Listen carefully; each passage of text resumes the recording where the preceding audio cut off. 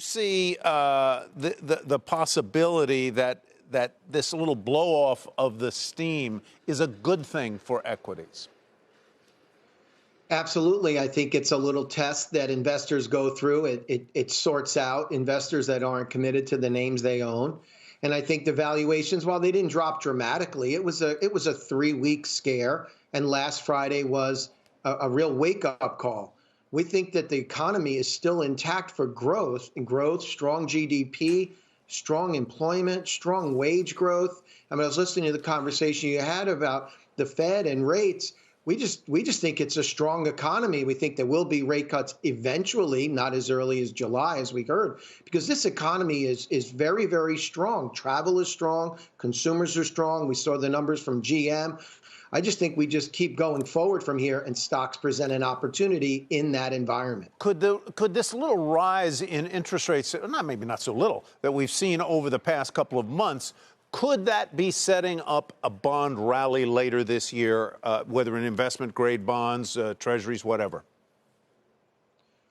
Well, we're thinking it will, and we're hoping it will for those people who are invested appropriately. If you are truly a moderate risk investor at a station in life, you're a little older, bonds have always served a purpose. Pension funds need them. And you recall just a few years ago when rates were so low, you were almost forced to go outside your risk profile. Pension funds and the like struggled. So we think that the 10-year, closer to 5 than it is to 4 right now, presents not only a coupon opportunity, but the reverse of those horrible losses we saw in a year ago. So we think that a bond portfolio is going to be rewarded. And on a risk-reward profile, if you can get a coupon, some capital gain, and get mid-high single digits relative to a stock market that's near an all-time high, a lot of investors are going to make that choice. So, Mark, I know that you're interested in financials. You like them. We'll get to them in just a moment. But you also like some tech stocks. However, if I'm understanding you correctly, you like investing in technology stocks through ETFs,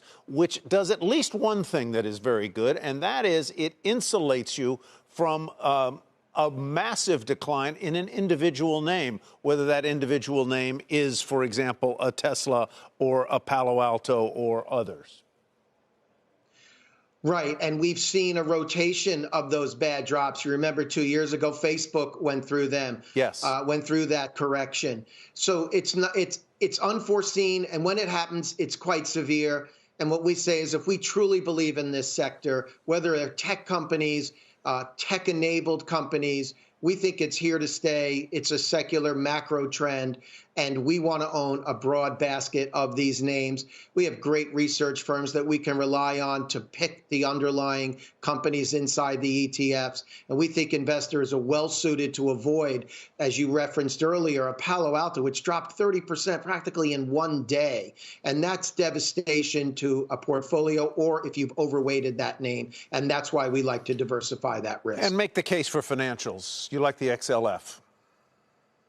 We like mega cap banks and we like non-bank financials. We're still staying away from community and regionals, and the reasons are related. One of the reasons we like the mega cap banks is their cost of funds is so low.